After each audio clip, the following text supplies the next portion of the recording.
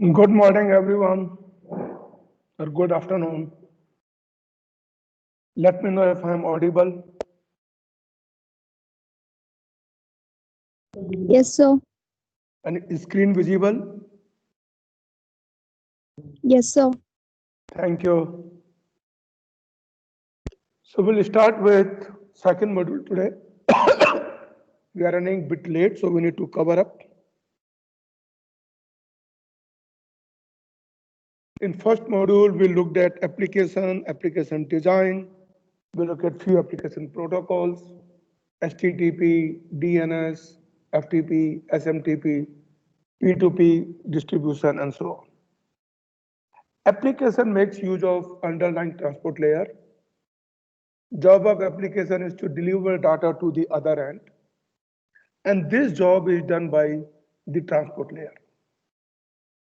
So primary goal of transport layer is to deliver data from one application to the other application on other machine across the network, wherever it is.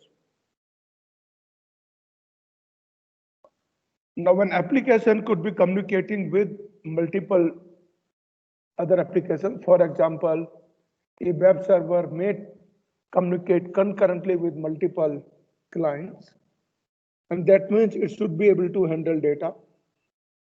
In a machine, you have only one transport layer, and you could have a number of applications running. All of them use the same transport layer and send the data. So transport layer should be able to somehow identify the data being sent, receiver should distinguish for which application it is, and it should happen the whole thing got mixed. So that means some kind of labeling or some kind of traction or some kind of extra information has to be given, which basically enables the identification and separation of multiple data, but sending on a same channel. And that is what is called multiplexing and demultiplexing. And we'll study that in a little while from now. Further, transport layer would like to provide reliable data transfer. Quite often, I have seen a lot of people, even people in the industry, there is a misnomer that reliable data transfer means guaranteed delivery. Reliable does not mean guaranteed. Understand that part. So what does reliable mean? That's what we look at. It's something like you can look at when you use a courier service, for example, DTDC or Blue Dart or UPS or FedEx or anything you name it, they say we'll deliver in 24 hours, guaranteed. Now, if they don't deliver, what's the penalty? They'll pay you the money you paid for the courier. But that doesn't mean anything. You are sending a, let's say, application and tomorrow is the last date. And if you get delayed beyond that, you don't get admissions. Now, you gave it to the FedEx, the courier, FedEx or UPS or whatever, and they don't deliver, all they give you is the money back which you paid as the courier charge. That is not guaranteed delivery. So all they're saying is, we'll try to deliver. If we don't deliver, we don't charge you. And that's the meaning of their guarantee. So, so understand the perspective same way when you look at reliable, transport data say we'll try to deliver. And what reliable means, order or corruption or no, we'll look at that aspect. Further, if there is a congestion in the network, receiver is not able to handle, then can the transport layer deal with it? Primarily means once a transport layer has got the data from the application, then it is the responsibility of the transport layer to deliver data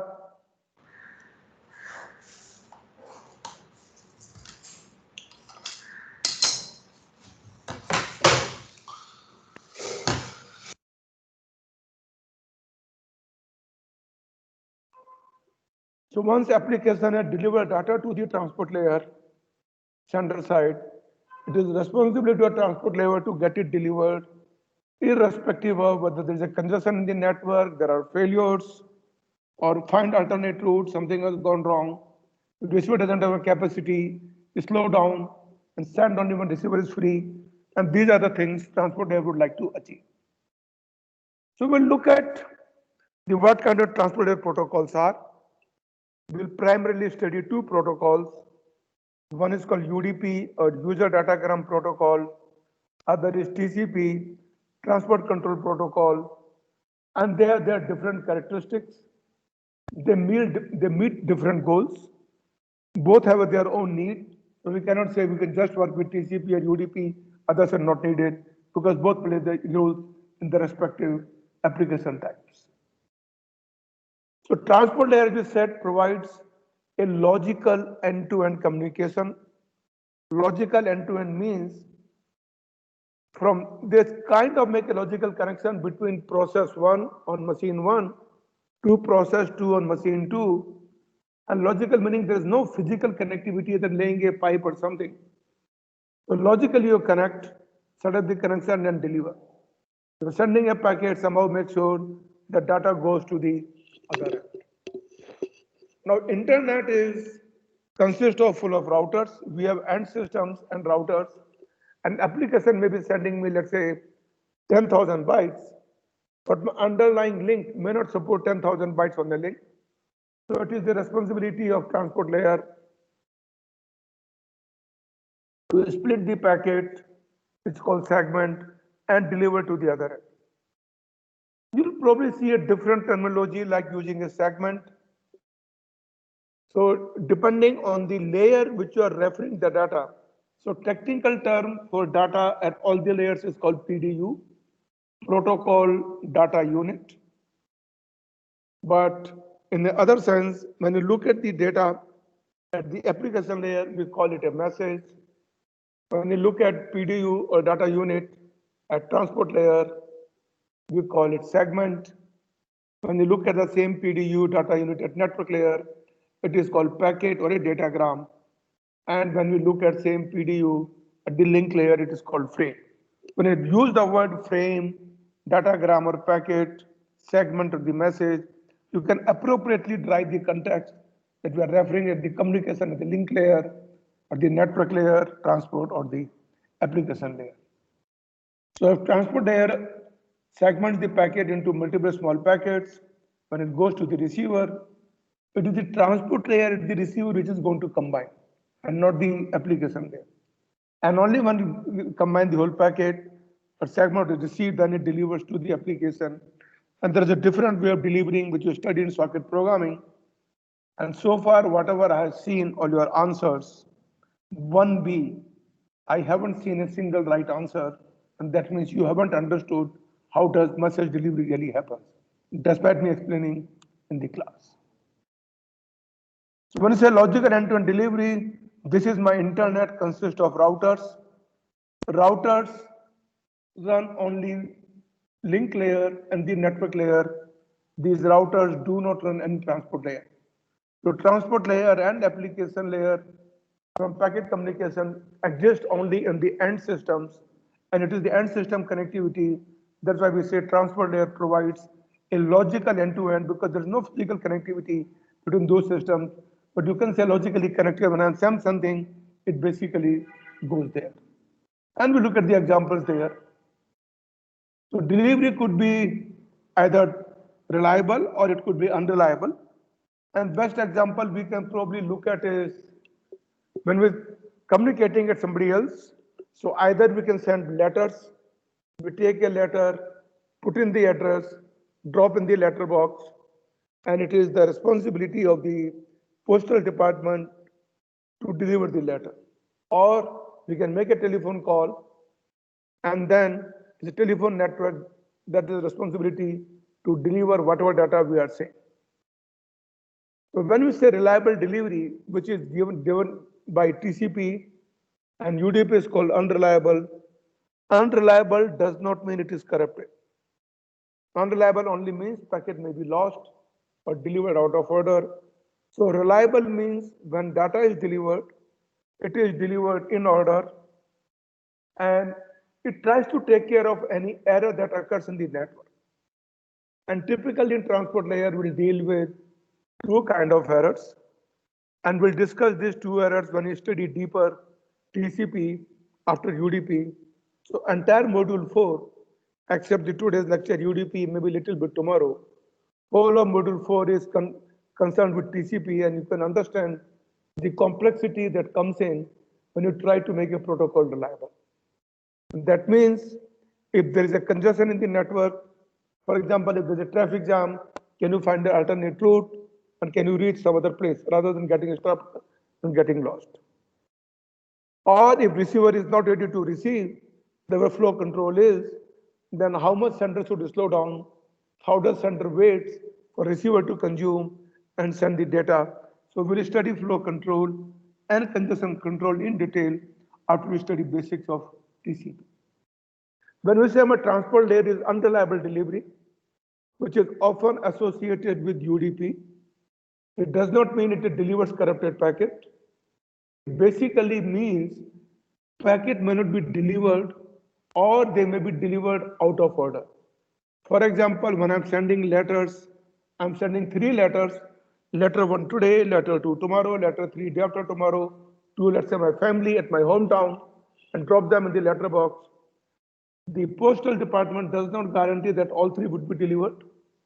Postal department does not guarantee me that letter 2 would be delivered after letter 1 and before letter 3.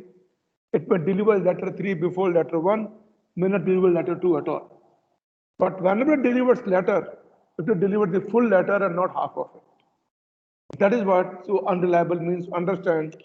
So unreliable basically means data could be lost or it might be delivered out of order, but it will try to be delivered error-free. In that sense, same thing is done by IP. IP basically delivers data from machine to machine, whereas UDP is delivering data from application on one machine to application on other machine, and it is not doing anything other than delivering from process or application to application versus machine to machine, mechanism same. And in that sense, UDP is also called no frills or best effort extension of IP layer protocol. However, both the protocols, that means UDP and TCP, does not give me any delay guarantees or does not give me any bandwidth or throughput guarantees. Some of you were trying to answer 2A or question number 1. They say it gives you bandwidth guarantee or throughput guarantee. No. Transport layer makes use of underlying network layer and which is unreliable, and hence it cannot guarantee you in terms of how much time it will take. Transport layer can never guarantee you that any data I receive would always be delivered in 100 milliseconds. It might try to deliver. If it doesn't deliver, it might even lose, but it doesn't give you guarantees. Same way, it does not give you a guarantee that once you connect, I'll always give you 100 Mbps or 10 Mbps or 1 Mbps. That kind of guarantee neither TCP nor UDP gives. If you want to look at different protocol, something called ATM, asynchronous transfer mode, which we'll probably study when we study this queuing and other part of the stuff. So given that we have transport layer whose primary job is to make end-to-end delivery from one application to another application, and transport layer on a machine could be dealing with multiple applications at the center side. Similarly, it need to be servicing multiple applications on the receiver side. So at the simplest level, what is that we would like to achieve? Nothing else. We can forget about error. We can do everything else. But at the core level, because its job is to do end-to-end delivery, IP does machine to machine or host to host delivery. So at the most basic level, we'll expect it to give us multiplexing and demultiplexing. Multiplexing means transport layer will get data from multiple applications in the sender side, and when data goes to the other end, the transport layer at the other end identify the right application and deliver data to the right application, even though multiple may be running. So delivering data to the right application at the receiving side, the demultiplexing, collecting data at the center side from multiple applications and channeling it through by adding some extra header so the identification can be done, is what is called multiplexing. This is at the basic core level we would like transport layer to achieve and give the service. Having done that, what do we expect more at the advanced level? We expect data reliable delivery. That means data should not be corrupted, data should not be duplicated. If there is an error there, either it should indicate that packet has been corrupted, give some indication that data is corrupted, and then it can probably retransmit if corruption is there, or if possible, it can even correct the data and deliver. Either way, correcting the data and delivering is a lot more complicated. So in the internet world, TCP/IP network, we never use data correction, we only use error detection. And if error is detected, we transport layer ask the sender to retransmit, sender meaning not the sender application, but transport layer at the sender host will retransmit data in case receiver detects the error. That is the advanced level. In UDP, it does not happen, it happens on TCP. Further, we would like order to be maintained. Like if I'm sending 3 pages of a question, then you want to make sure, like you send page 1, receive page 1 first, page 2 next, and page 3 after that. That's the meaning of sequential delivery. And we don't want any packet to be lost or no duplicate. For example, if you're sending me as an answer sheet, you want page number 1 to be delivered only once, not multiple times, and page number 2 shouldn't be lost, and same way. So that is the meaning of reliable delivery. Message boundaries. Yes, if sender has sent 3 messages, can receiver know that sender sent 3 messages? First message was 100 bytes, second was 150 bytes, third was 250 bytes, and so on and so forth. And we look at that UDP owner's message boundary, TCP does not own the message boundary, and we look at that. We also expect transport layer to provide security, that means nobody should be able to tap in and get access to the data, analyze and read the data and make sense out of it. But unfortunately, the transport layer does not provide security. The plain communication, the security by means of SSL or secure socket layer works more of a presentation layer or in the high layer order. So it's considered part of application layer. You may not see it, but so depending on the view, from purity perspective, SSL does not belong to transport layer, even though some people may think so. So let's look at what is a multiplexing, demultiplexing is, and then having understood it, we will look at connectionless multiplexing, demultiplexing, and connection-oriented multiplexing and demultiplexing. So multiplexing means you look at the site, your application 1, P1, application P2, both give the data to the transport layer here. And when data is given, transport layer get the data from both applications, add some header information so that receiver could identify it. And so single transport layer getting data from multiple applications and somehow piping and sending it out, that is multiplexing. When receiver receives it, it looks at the header information which is added by the transport layer, and using that header information, it rightly identifies receiving applications. So even if there are multiple applications on the same server, it will look at which application it is and deliver, and that is what is called demultiplexing. How does connectionless demultiplexing occurs? Connectionless means there is no connection setup as such, like UDP. So you receive on a UDP socket on a particular port number. So application is running. So we have a server socket running on port number 6428. Now client sends the data. So let's say application P3 sends the data to the application P1. It will use source port number 9157.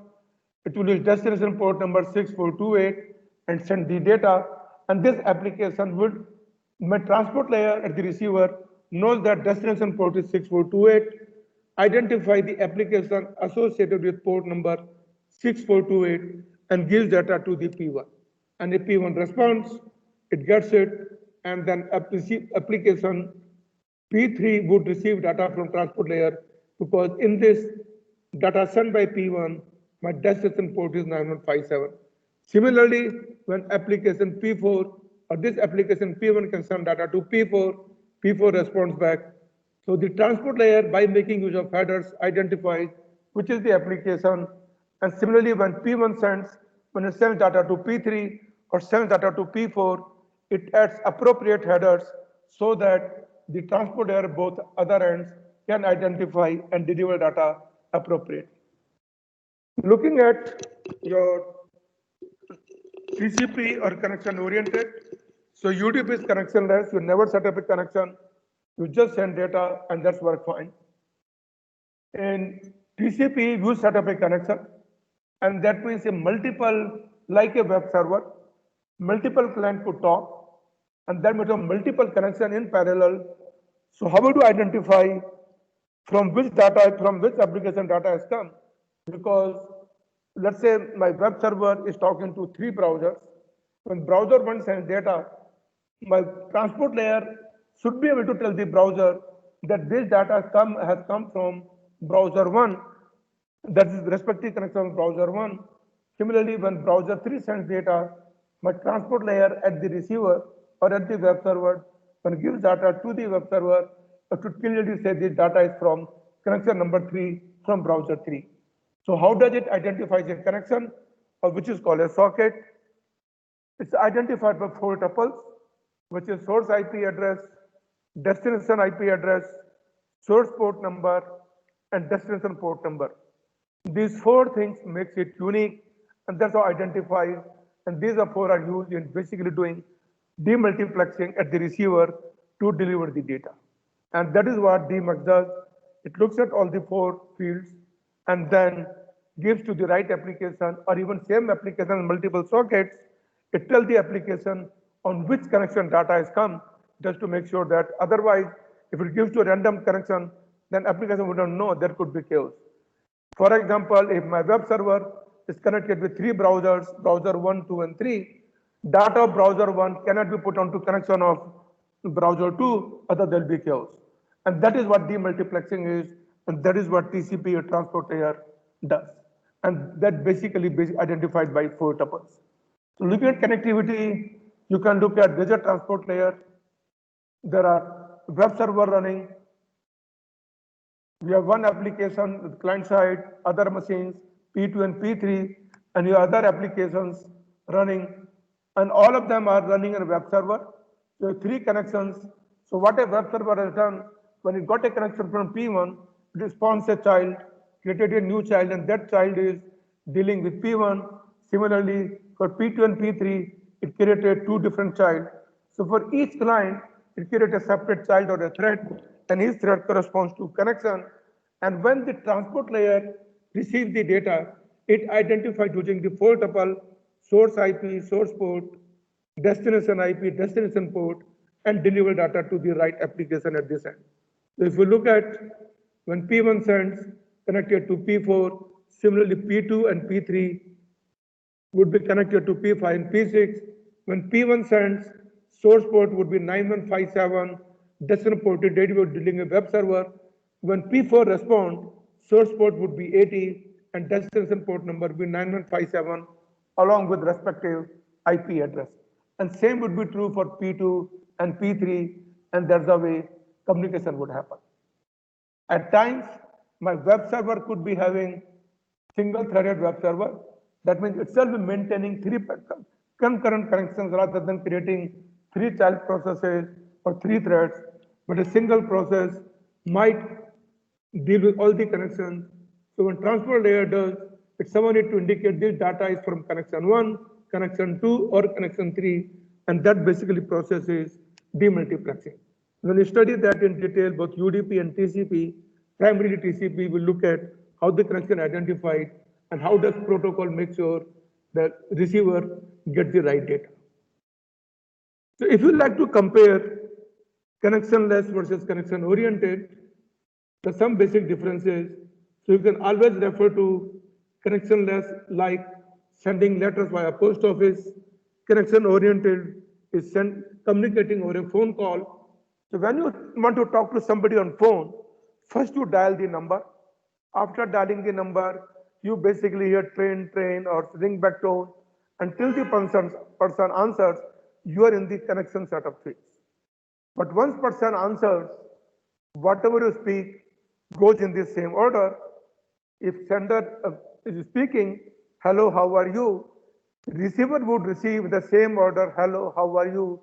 Receiver would not receive, hello, you are how. Order would not be changed, and that's the main job of connection there.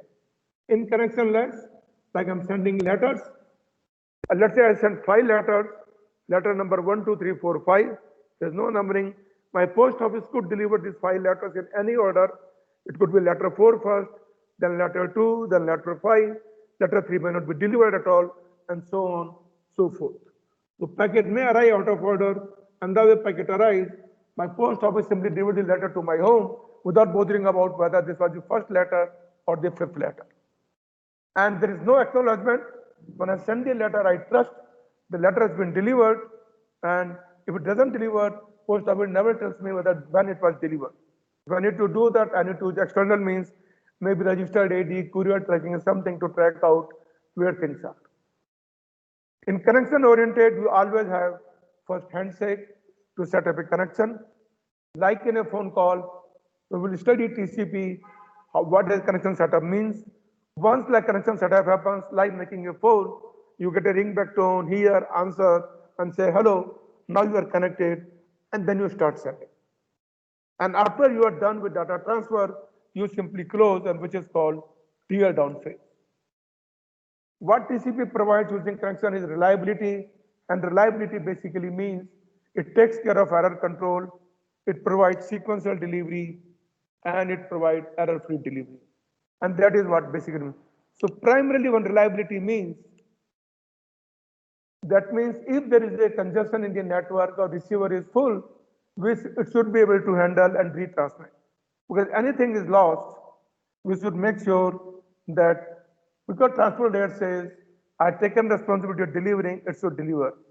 It's something like, as a HOD, I gave a letter, 3-page letter to the office admin, say, please deliver it to the principal. Now, office admin doesn't go directly. Office admin may depend upon office attendants. It has to make sure that it has gone to the admin of the principal or principal secretary. And if it gives it to the office admin, the office admin of CSE, it gives to the office attendant, and the office attendant simply drops the letter, or there's raining there, letter gets wet and completely washed away, then how does the office admin send? So till office admin gets confirmation that the principal secretary received it, it makes a copy and keeps it, so that if office attendant has somehow tampered the packet or lost it, or let's say attendant fell down, or someone left the office, ran away, whatever reasons, packet never got delivered, then office admin will call another attendant, still keep a copy and deliver. So till it copy is delivered, office admin keeps a copy and then delivers. Because it keeps a copy, it can retransmit, and that's how. But look at in this process, what could have taken 1 minute may take even a day because you keep retransmitting. So any error, anything that occurs, transporter should take care of error control to make sure data is delivered. And this error control at times significantly slows down the service, because just to make sure data is delivered, get an act, then send the next, and then slow down. If it doesn't guarantee you, or it doesn't tell you, it doesn't track down, you get lost, but deliver faster.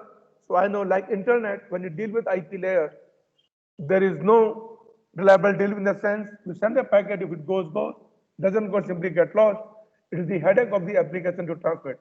Something like when I send a letter via post office, is post office drop the letter somewhere, me as the application need to decide it's not reached, let me send it again. Something of that kind. And to provide this reliability, we need an extra overhead to know how many pages have been received, what packet has been received, which one I need to transmit, and we'll look at all those when we start looking at designing reliable protocol. Unreliable protocol only looks at delivery which is not corrupted, but it doesn't look at retransmission, it doesn't maintain any error control, it is very, very fast, and it simply sends.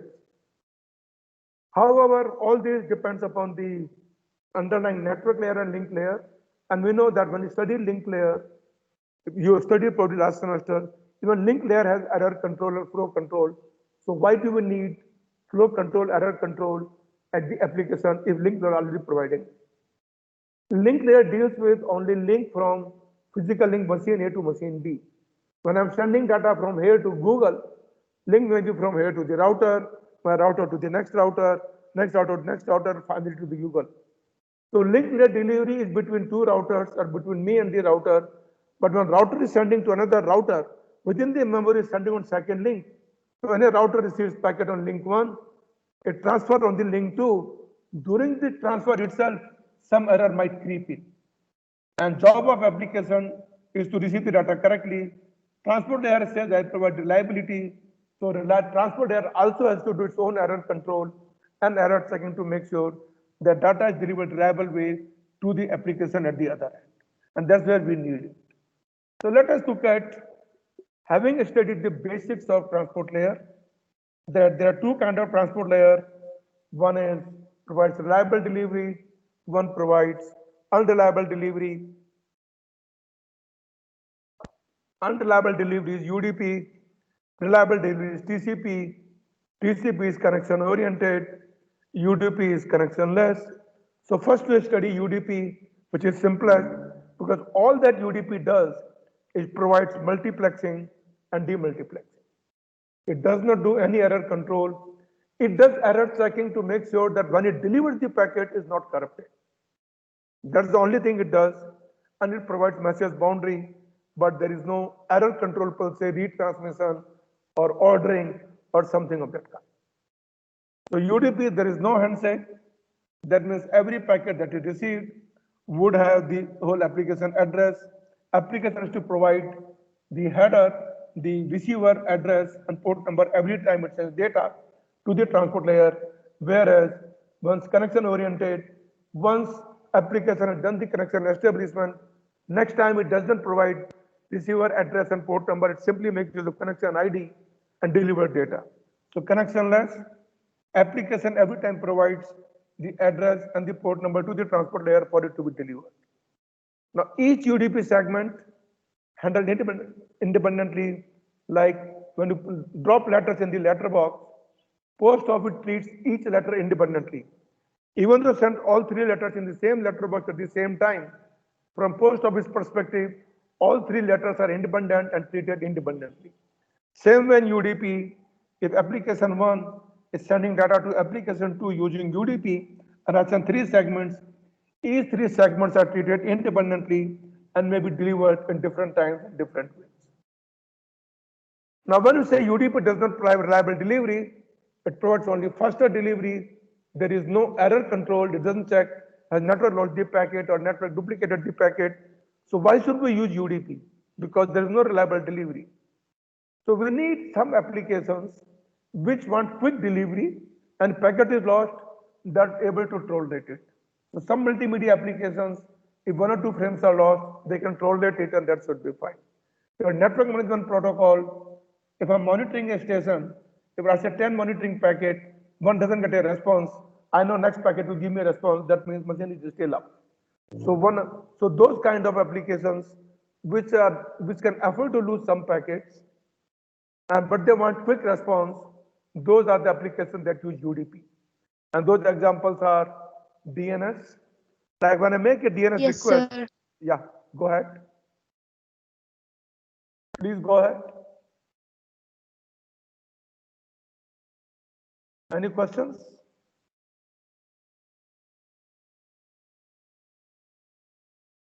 Yes, somebody has a question, please.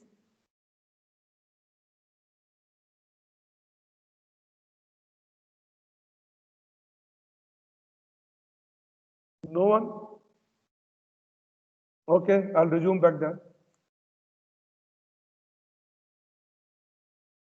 So DNS, we make a DNS request, we get a reply. Request could be lost, a reply could be lost.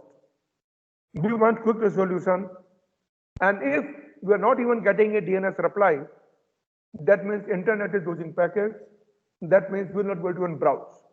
So in that sense, but if you were to use TCP for DNS, first we need to set up a connection, that will be delays, then we make a reply, then get a response, then disconnect, too much overheads.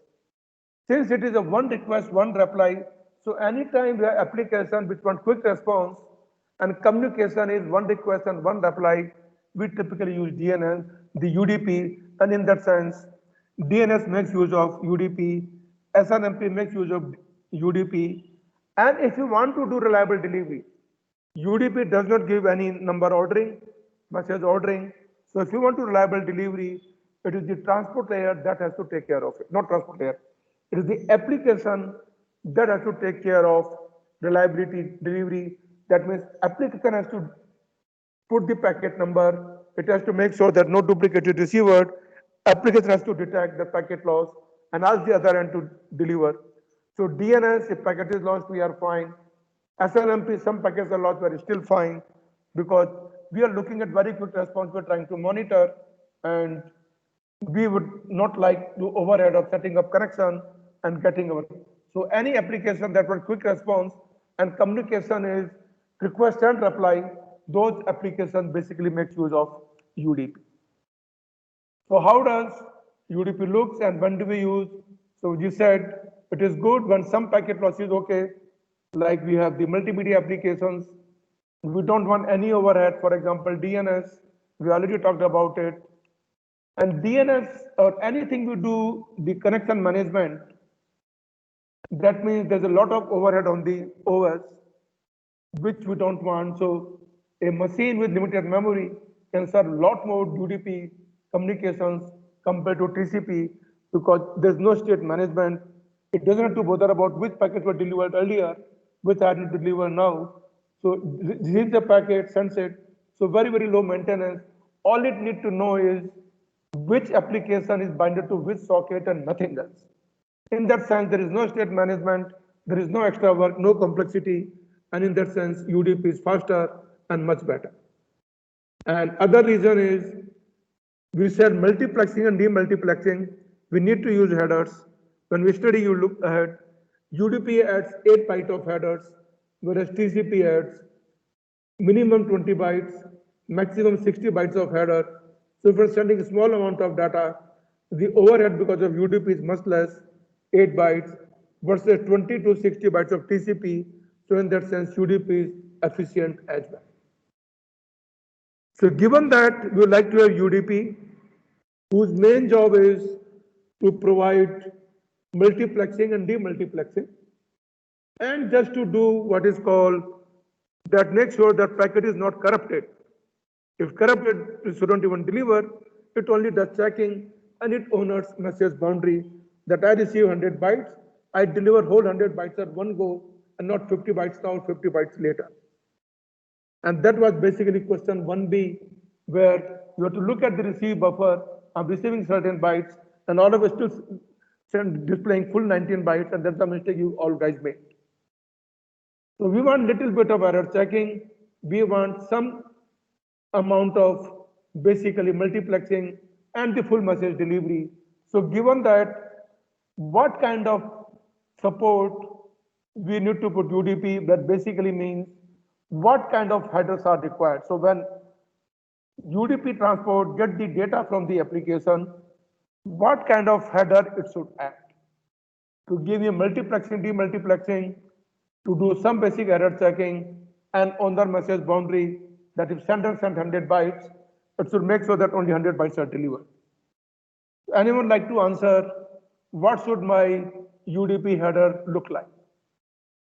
Anyone?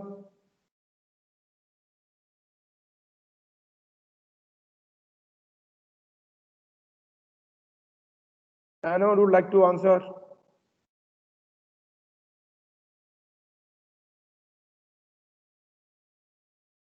Arvind Pathak?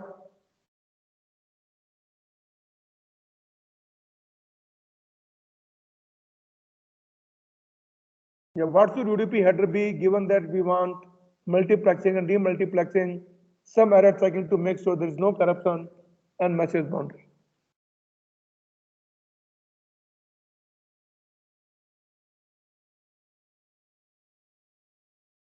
No answer.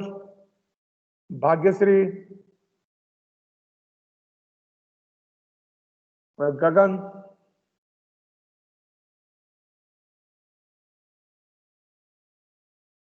Asha, somebody should answer, give a thought, what you want to do. You need to start thinking. You come to fifth semester, no more rote learning. Think about it, what needs to be done. What you need to provide multiplexing and demultiplexing.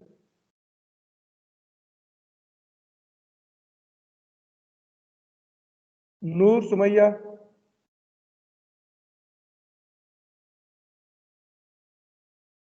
Noor, are you there?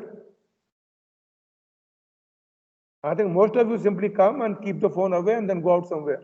That's what looks to me. So next time if I call names and people don't answer, that means you are not there and I'm going to mark you absent. So I took so many names, none of them responded.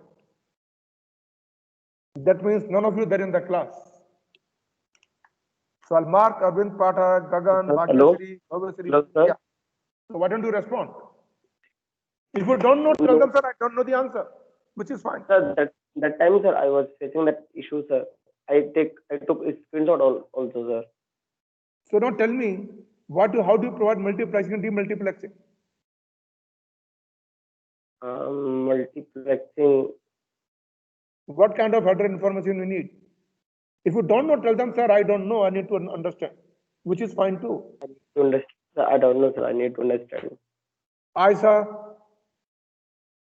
who would like to answer? Sir, source and destination. Yeah, so this is Pranav, I'm assuming. Yes, sir. Yeah. So for demultiplexing, we need basically destination port number, because when receiver receives the data, it should know to which application it should deliver. So certainly you need destination port number. For any delivery, we do not need source port number. It is only added so that the receiving application can know who has sent me and what is the receiver port number, because the receiver doesn't want to communicate. So source port number to let you know something like when you write a letter, post office does not require a from address. It only needs a to address. But putting a from address helps you receiver to know who has sent it. How do you do error checking? Pooja Sri,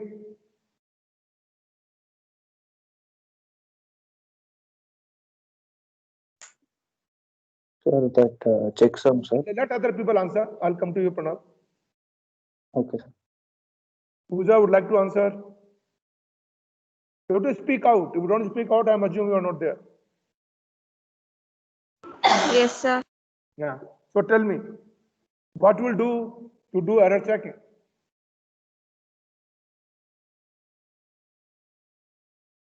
How do you know packet is corrupted or not corrupted?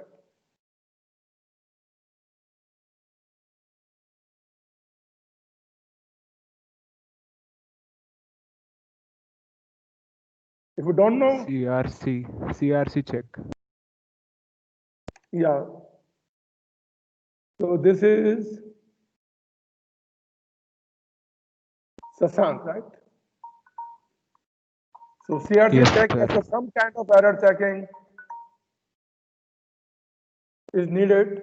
So we need some kind of fields which give me some kind of CRC or checksum or hash or bit or something of that kind. And we need, because we are talking of message boundary, to know how big the message was, we also need message length. And that precisely what UDP header contains, nothing else. So we look at the UDP header, it contains destination port number for demultiplexing, source port number for application to know if it wants to know the address of the sender, and we need length and error checking, which is called checksum. And so we look at the header, we have destination port number, which is 16-bit. 16-bit means maximum value can be 65535. Source port number, again 16 bits. Length, 16-bit means a UDP message can at most be 65,000 bytes. Your application can send 65,000 bytes in one go, and other could be received. So you can do that. It is the application can send single message. So you can read a file of 64K, make a single socket call, and at the other end, they'll make sure that whole data is received in one receive call, not multiple call. And that way should be tried. and checksum to make sure that data is not corrupted. So how do we do the checksum? Let's look at, and we say checksum includes pseudo header, which I'll talk about in a while. But first look at what is the checksum process. I would recommend you to go through RFC 1071, which basically gives an example of how to compute the checksum. So consider we have two data values, each is 16-bit integer. We have taken one 16-bit integer, another 16-bit integer. Just simply add them. You know binary addition, if you add them, 0, 1 becomes 1, 1, 0 becomes 1, 1 and 1 becomes 2, so you get 0, 1 carry over, you get 1 here, and that will keep adding, and you probably get 1 carry. If you get 1 carry extra, add this carry back to the number.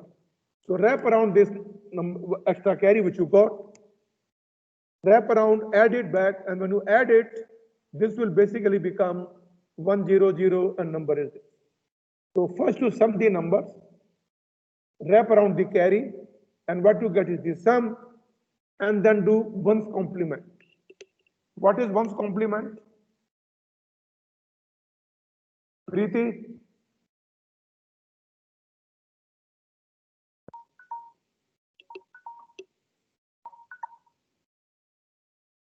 Preeti? Preeti is not there.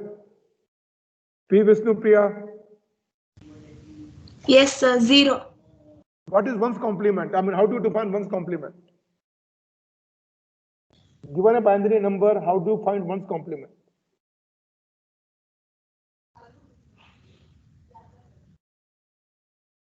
If you take any number, 1's complement is wherever there is 0, make it 1. Wherever there is 1, make it 0. That's what 1's complement is. You do 1's complement, and that becomes a checksum. So I showed you the example of two 16-bit integers. Let's look at if 3 integers or 3 words, that's your 3 data, which is 2 bytes each. So I've written them in binary. For convenience, I also written them in hex. You add them, 3, now add all of them. Either you can add the hex numbers or you can add the binary. When you add them, you see you got this carry. When you add this carry, this extra, wrap it around. When you wrap it around this overflow bit, what does the value becomes? When you wrap it around this overflow bit, 1 gets added here, so it becomes 4AC2. Any doubts about this? You can do the addition. You can look at 5 and C is 12. This makes it 17. Since you have base 16, so get 1 and 1 carry over here. 1 plus 6 is 7. 7 plus 5 is 12. 12 corresponds to C. That's how we get C1. Same way, if you look at 6 plus 5, 11. 11 and 15 is 20. 11 and 15 is 26. So we get 10 remainder and 1 carry, 10 is A. You get 1 carry over, and that's how we basically end. Now, since you got 1 overflow bit here, if you basically add it back, when you add 1 to 4AC1, we get 4AC2. Now, what is the 1's complement of 4AC2? Who would like to answer? Let me pick the next guy. Dikshita, what is the 1's complement of 4AC2? 482. 4, my number is 4AC2. So what odd number, so what would be 1's complement of this when I write in hex?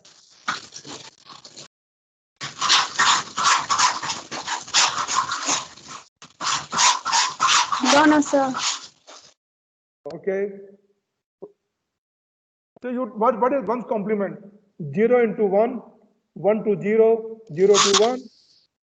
So 1's complement would be 0 becomes 1, 1 becomes 0, 0 becomes 1, 0 becomes 1, 1 becomes 0. What is 1, 0, 1, 1? This is B.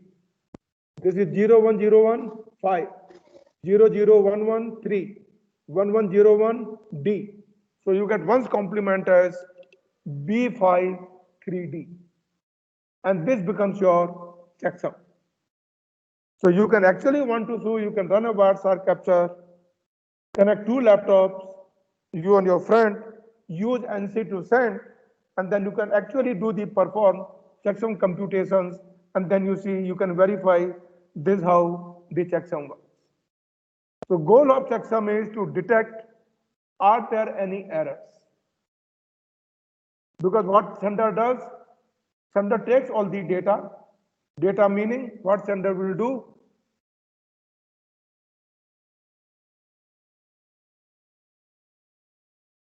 sender will take the source port number, will take the destination port number, take the length, take the application data. I'll talk a pseudo header in a little while. Adds all them in, my checksum is 16 bits. So take 16 bits of each at a time, add all of them together. If there is an overflow, add the overflow, and then do one complement, and that becomes the checksum. And that is what the sender does. And it sends the checksum as part of UDP header. When receiver gets the data, it computes its own checksum, same as what sender has done. It computes its own checksum and compare the checksum with what sender has sent. If the two does not match, that means there is an error, it simply discards. If the two checksum matches, that means there is no error and it works fine. And that's how, if the two checksum matches, two checksum meaning what sender has sent and what receiver computed independently. The two are matches, it is fine, and it delivers data to the application. So I'll look at pseudo header, maybe I'll talk about it tomorrow, but let me look at how do you compute the checksum. So I'll talk about it tomorrow, but let me do the basics of checksum exercise. Consider that we are doing the pseudo header. Pseudo header means we make use of IP address and destination IP address and these fields. So I'll talk about it. Why do you need pseudo headers? Pseudo header means these headers are not part of UDP. If you look at UDP headers, that is UDP header is source port number, destination port number, length and checksum. Only 8 bytes of headers are there, actual header that goes as part of UDP transmission. These headers are not part of UDP header, but because these headers are used in computing the checksum, that is called pseudo headers. So we'll look at that tomorrow, what the header is. But meanwhile, assuming this is the header, you work out your data. I've given you the example there in the next slide number, maybe 23 or sorry 24. So assuming this is the source IP, this is the destination IP, this is the source port number, this is the destination port number, and my data is testing. For testing, hex values are 0, T is 54, E is 45. So you take 16 bits at a time like this, add the numbers, and you get the checksum. So add the numbers, add the overflow bit, finds one complement, and that is what will give you the checksum. So I would say work it out, and after you work it out, my recommendation would be maintain the same thing as IP and destination, but use the data as this UQ testing, or take the data as INSTTEG. Instead of testing, take this data and check, has the checksum changed or something else? Work it out. We'll discuss it tomorrow. In next class, figure it out. If any questions, please ask me, or otherwise we'll disconnect. Let me know if there are any questions, but work out the exercises. We'll discuss pseudo header tomorrow, work out and see how the checksum works. If any questions, let me know, otherwise we'll disconnect. If no questions, thank you, I'll stop.